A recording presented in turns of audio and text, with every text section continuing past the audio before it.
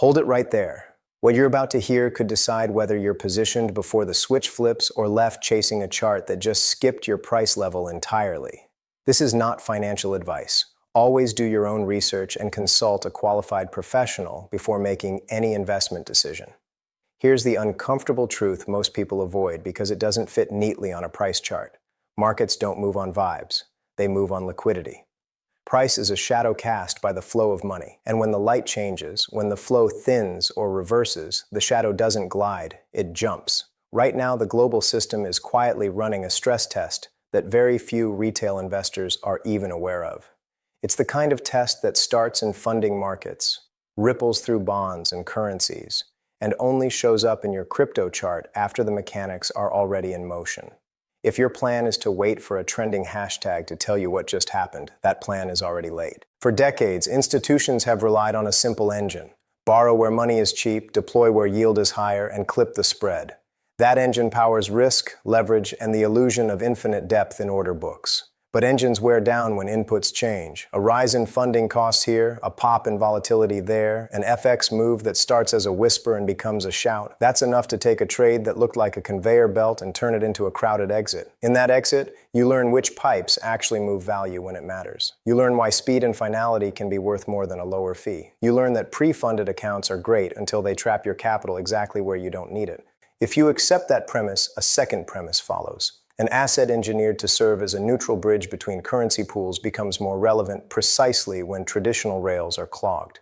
XRP's design is about compressing time and removing the need to park money in nostro vostro accounts just to be ready for a transfer that might happen. You can ignore that design for months when markets are calm. You can dismiss it as nice to have, while prices drift and social media debates microscopically. But when the pipe's grown, the asset that moves value quickly and finally is no longer a theoretical solution.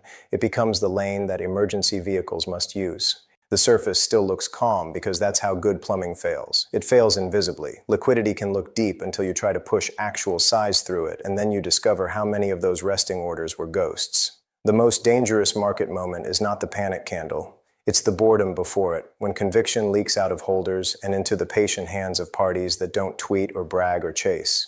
If you've ever wondered why markets lurch from flat to frantic instead of climbing a nice, neat staircase, it's because the staircase isn't solid wood. It's air between thin planks. When people finally run, they don't walk evenly up each step. They jump to the next plank they can see. This is why the question for XRP holders isn't, will there be a catalyst? But what happens to a settlement-focused asset if catalysts arrive while tradable float has quietly thinned? Think about the difference between what exists and what trades. Supply in custody, corporate treasuries, or long-term hands does not cushion the order book in the moment you need it. The marginal price is set by the marginal token willing to move right now. If new demand collides with a smaller pool of immediately available supply, moves become discontinuous. The screen prints a number you just saw, then a number you didn't expect to see for weeks, and the space in between is the gap where your plan was supposed to live. There's also a time element that never shows up in headlines. Settlement speed becomes critical when volatility punishes delay. In calm markets, the difference between 3 seconds and 3 days is a talking point. In stressed markets, it's survival. If obligations need to be met, if collateral needs to be posted, if currency exposures need to be squared, counterparties don't care about your brand loyalty or your favorite narrative. They care about rails that clear and finalize now. That's when a purpose-built bridge becomes a pressure valve. If value can pivot through a neutral asset, translate from one pool to another, and arrive with finality in less time than it takes for a bond auction to clear, that bridge is going to get traffic, whether or not your timeline believes in it. None of this guarantees a particular price on a particular day. What it does is set the conditions for how repricing happens when it chooses to happen. The boring stretch that makes everyone overconfident in their ability to just buy the start of the move is exactly the stretch designed to punish that overconfidence. Markets don't send invitations, they send consequences. If the next move is about utility colliding with speculation inside a narrower tradable tunnel, the move will not be courteous. If the next move is triggered by macro pressures that force participants to reroute value under time pressure, it won't be gradual either. Zoom out further, and it becomes clear this isn't a story about one coin's destiny. It's a story about plumbing. The entire financial system is a choreography of borrowing, lending, hedging, and settling. When the music changes speed, dancers stumble unless they have a shorter path across the floor. XRP's claim is not that it replaces the dance, it shortens the path. That's why dismissing it because the chart has been dull is like dismissing a fire exit because the hallway is quiet. You don't notice exits until the crowd needs them, and if the crowd needs them all at once, you find out exactly how wide that door is. This leaves holders with a choice that isn't really about prediction. It's about preparation. You don't need to forecast the day and hour of a liquidity event to respect the way liquidity events behave. You don't need to worship narratives to understand mechanics. If your plan assumes you'll see the move coming and calmly leg in as it starts, ask yourself how that plan worked the last time markets skipped your preferred entry. Ask yourself why the spots that matter most on the chart are the ones with the least volume history. Those are the air pockets. Those are the places where patience is rewarded not with a discount, but with absence. Here's the point, stated plainly. If the system nudges from quiet to kinetic, the assets built to translate value across borders at speed will matter more in an hour than they did all month. If the tradable float is thinner than it looks, those assets won't move in tidy increments. They'll vault, pause, and vault again, leaving footprints that don't feel fair. That isn't manipulation as a first principle. That's what happens when time, urgency, and limited immediate supply collide. If you've been treating XRP like an ordinary speculative ticker, you're missing why a bridge is valuable only when the river is high. Start with the mechanics, because once you see the gears turning, everything else snaps into place. When leveraged money senses that the reward for staying put no longer compensates for the risk, managers do the only rational thing left. They pull capital back toward home base. That begins as a whisper. Hedges get topped up, duration gets cut, FX forwards are rolled shorter. Then the whisper turns into orders. Positions that were easy to put on in calm seas become heavy in chop. Bonds get offered first, because they're deep and liquid until they aren't. Equities are trimmed because they're the quickest way to reduce beta, and anything that sits outside the core funding currency becomes a candidate for repatriation. This is not a spreadsheet exercise, it's triage. You sell what you can sell, not what you want to sell, and you move the proceeds into the currency you'll ultimately need to report, settle, or repay with. That cash doesn't teleport. It has to cross rails. In a traditional flow, you transit through correspondent banking, rely on pre-positioned balances, and accept the friction as the cost of doing business. That friction is small when time is abundant and spreads are tight. When both variables reverse, the friction becomes a tax on survival. The clock runs fast in stress because the markets price your delay. Waiting an extra day to settle is not neutral if the asset you must sell is falling or the currency you must buy is rising. The cost of time becomes visible in your P&L, and once you've felt that pain, speed stops being a luxury. Bonds feel it first. If yields are rising into selling, prices are falling into the need to raise cash. That's a classic feedback loop. The deeper the bond market, the more tempting it is to use as an exit, which is why the first wave of selling doesn't look catastrophic. It looks responsible, but each wave widens, spreads a little more, cheapens collateral a notch, and forces risk managers to update the models they hoped not to touch. Equities catch the reflex because they are the universal ATM, broad, continuous, and psychologically easier to cut than admitting fixed income has become a problem. FX is the scoreboard that turns those choices into a narrative. The funding currency strengthens because demand for it rises at exactly the moment participants need it. The other side of the trade weakens because it is being sold to make the journey back possible. You can see how easily this becomes procyclical. Higher volatility raises margin calls and VAR breaches, which forces more selling, which creates more volatility. In that spiral, anything that shortens the distance between where the money is and where the money must be is not just helpful, it breaks loops. If a participant can compress settlement time from days to seconds and bypass the need to park idle balances ahead of time, they have bought themselves the one resource that's most scarce in a stress event: immediacy. That's the wedge where a neutral bridge like XRP fits. It doesn't require the world to change its accounting. It offers the ability to translate value across currency pools with finality without pre-funding. In peacetime, that's efficient. In wartime, that's oxygen. Think about how the architecture lines up with that need. If domestic institutions have been preparing digital rails for currency issuance and settlement experiments, that's groundwork for faster movement between old pipes and new. If private sector players have invested years into standing up corridors, liquidity hubs, and compliance scaffolding around the assets that can act as bridges, That's not a promise of overnight adoption. It's a signal that the runway exists if traffic suddenly doubles. A market doesn't need unanimous agreement to shift flows. It needs a subset of large actors whose incentives align in the moment that counts. When those incentives snap into alignment, save time, reduce trapped capital, meet obligations under stress, the decision becomes practical, not ideological. One of the common objections is that if everyone tries to use the same bridge at once, the bridge will choke. That's a fair concern if you think of capacity as fixed. But in assets with elastic price and a global venue structure, capacity scales with price and turnover. As the unit price rises and order books deepen, each unit of the asset can carry more nominal value per hop. That's why thin float is a double-edged sword. It can create gapping as demand arrives. But those same gaps are what reprice the channels carrying capacity. What looks too small at one price may be adequate at a higher one, not because magic occurred, but because economics did. Meanwhile, back in the macro theater, the sequence continues. If bond markets absorb stress, bank balance sheets tighten around risk-weighted assets, and credit creation slows. Corporate treasurers bring cash home and hedge more aggressively. Cross-border trade finance becomes pickier, demanding more certainty of settlement. That is the exact backdrop where the cost of pre-funded accounts becomes obvious. Keeping pools of idle money scattered in foreign banks as insurance against slow rails is tolerable when the opportunity cost is low. It becomes intolerable when funding is dear.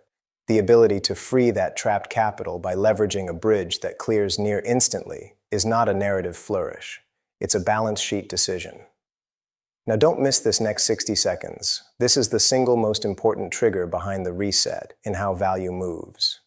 When the price of time spikes, the market ruthlessly reprices any rail that can turn time back into money. If you're a holder trying to understand what this means for a token price you watch every day, focus on two moving parts rather than 1,000 headlines. The first is the tradable float available on exchanges relative to the size of incremental demand. The second is the urgency profile of that demand. If we're discussing slow discretionary accumulation, markets absorb it with minimal drama. If we're discussing urgent non-discretionary flows, obligations to settle, hedges to adjust, currency gaps to fill, the same quantity of net buying pressure has an outsized effect because it must execute now. This is where analogies like the shallow lake become useful. From the shore, everything seems fine.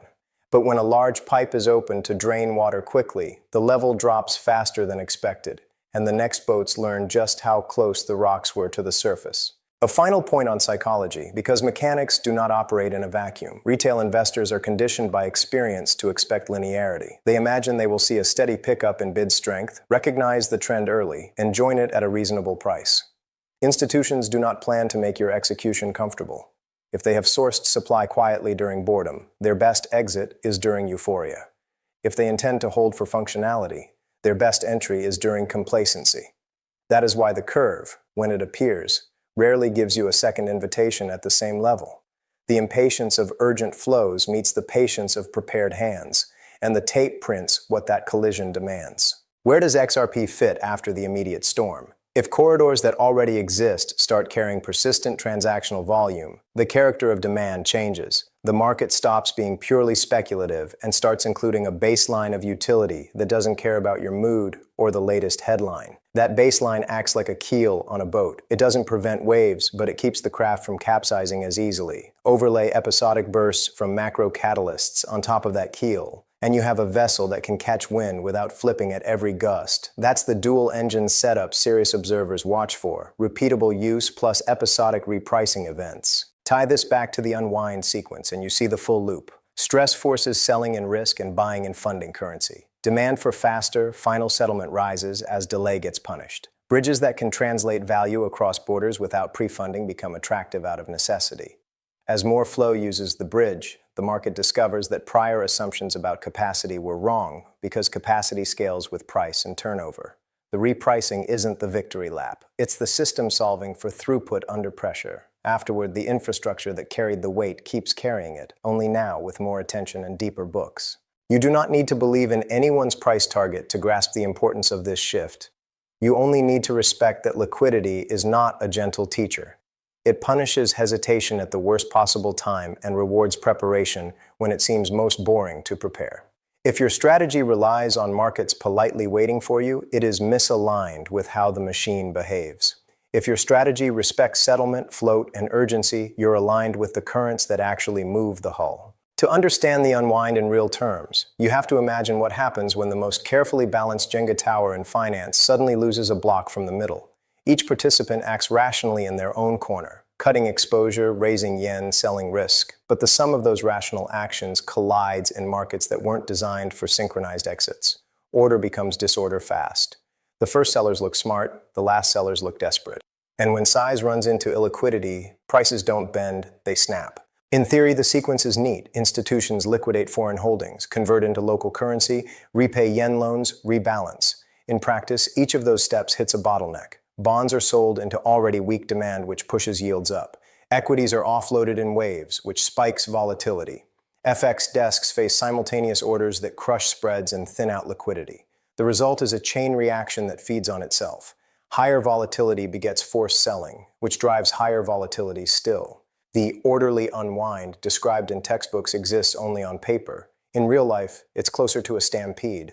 This is where the cracks in the system widen. Treasuries, supposed to be the deepest, safest market in the world, become collateral under stress. If trillions of dollars in positions are dumped in short order, yields can spike violently, making it more expensive for governments, corporates, and households to borrow. Mortgages, student loans, and credit cards, all priced off those yields, suddenly reprice higher. Liquidity isn't just an abstract concept, it's the grease in every gear of the economy. When it dries up, the gears grind and confidence shatters. Now put yourself in the shoes of policymakers in Tokyo. The Bank of Japan faces an impossible choice. Either let the yen strengthen sharply, which crushes export competitiveness and risks deflation, or defend the bond market with fresh liquidity injections, which risks runaway inflation. Neither option is attractive. In fact, both are deadly if carried too far. That's why analysts talk about a no-win game. But what if there was a third path, one that didn't require printing trillions or strangling exporters? Enter the bridge narrative. Imagine if, instead of moving through the slow, capital-intensive rails of correspondent banking, flows could pass through an asset that settles in seconds, doesn't require pre-funding, and scales with use. Dollars in, yen out, euros in, yen out. Not as theory, but as practice. The rails exist already. RippleNet corridors, SBI's infrastructure, the Bank of Japan's digital yen experiments. What's missing is scale, not architecture. And scale is precisely what stress delivers. An overwhelming, urgent need for throughput. At this point, skeptics ask, can a digital asset realistically carry trillion-dollar flows?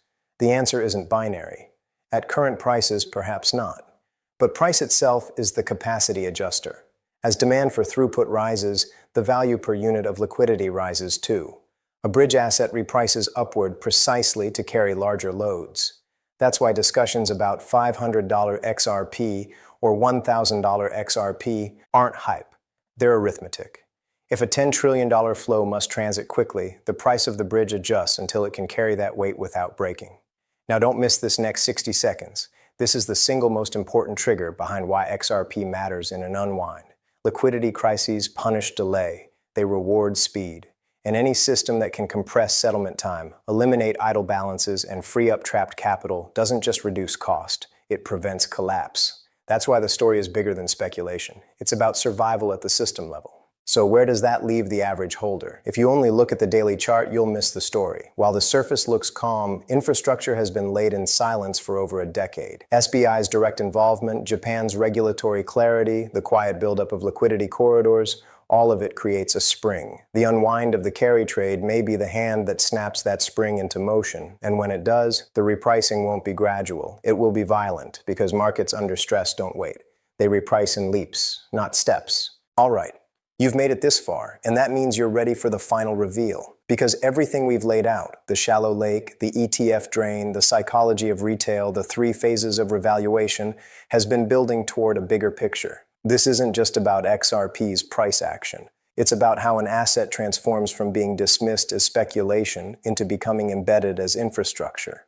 That transformation is already underway, and by the time most people realize it, the door will be bolted shut behind them. The easiest way to see this is to contrast XRP with the giants it's so often compared to, Bitcoin and Ethereum. Bitcoin thrives on its scarcity narrative. It is digital gold, a store of value, but its flows are speculative. It's not a settlement rail for trillions in cross-border value. It's a hedge, an ideological statement, a hard money bet. Ethereum, by contrast, has utility through smart contracts, DeFi, and staking. But ETH is still volatile, and its scaling remains a challenge. Transactional demand is there, but it's tied to a speculative ecosystem that rises and falls with hype cycles. XRP is different because it merges the two worlds. On one side, it has the speculative fuel of ETFs, retail traders, and institutional positioning. On the other, it has real-world utility demand, banks, payment providers, and liquidity corridors that continue humming regardless of headlines or crypto winter. That dual-engine structure makes XRP unique. It's not just another coin vying for attention. It's a settlement asset in waiting, with its use case validated by more than a decade of pilots, partnerships, and regulatory clarity in key markets like Japan. Now zoom out and set this against the macro backdrop. Central banks are pivoting, rate cuts are already penciled in, and liquidity is slowly seeping back into the system. Every historical crypto bull run has coincided with these easing cycles. In 2013, loose credit fueled Bitcoin's first parabolic run. In 2017, global liquidity combined with speculation on Ethereum and XRP to create explosive upside. In 2021, trillions in stimulus turned into the largest retail-driven bull market in history. And now, in 2025, we're at the start of a new liquidity cycle, but this time, something is different. It's not just cheap money chasing risk. It's cheap money colliding with real-world utility rails that didn't exist in prior cycles. That's why this moment feels so deceptive. XRP trading under $1, quietly consolidating, looks boring. But boredom is a mask. Beneath it, ETFs are preparing to absorb supply, custodians are locking in inventory, and banks are expanding pilots into corridors that settle billions daily. Retail is being lulled into complacency, convinced they'll have time. They won't. Liquidity shifts don't wait for consensus, they erupt. When they do, there is no rewind, no second invitation at the same price. And here's the psychological trap. Most people will still miss it. They'll think they're early by buying after the first gap. They'll panic sell at the first engineered pullback. They'll second-guess themselves when volatility spikes. Meanwhile, institutions that accumulated in silence will be using retail emotions as exit liquidity or simply holding firm, knowing the infrastructure story is just beginning. The irony is brutal but consistent. The few who hold with conviction through the chaos are the ones who capture generational wealth. The rest are left telling stories about how they almost made it. So let's tie this all together. The unwind of the carry trade is not just a Japanese problem. It's a stress test for the global financial system. Bonds, currencies, equities, all of them are gears in the same machine. When one slips, the whole engine stutters. In that moment, speed and certainty of settlement matter more than ever. That's the environment where XRP's role as a bridge asset shifts from niche to necessary. It won't be about speculation anymore. It will be about survival, capital preservation through speed, balance sheet optimization through freed liquidity, and cross-border flows that can't afford delay. The calm right now is not stability. It is the silence before the storm. And when the storm breaks, the repricing will not be measured in nickels and dimes. It will be measured in leaps that leave latecomers gasping, convinced manipulation is the only explanation. But manipulation won't be the reason. It will be the math of thin liquidity colliding with massive inflows, repricing an asset that has been structurally suppressed for over a decade. The question isn't whether XRP can hit $10, $50, or $500. The question is whether you'll be prepared when the gap appears and the old price levels vanish forever. Because by the time the mainstream headlines scream about the move, by the time your friends text you in disbelief, by the time the talking heads debate whether it's sustainable, it will already be too late. The transfer will be done. The winners will already be holding. So here's the punchline to carry with you. The silence right now isn't comfort. It's warning. The shallow lake is draining. The floodgates are built. And when they open, XRP won't just be another asset. It will be the bridge the system leans on. Hold that picture in your mind, because when it happens, it won't wait for you. It will move without you, and it will never look back.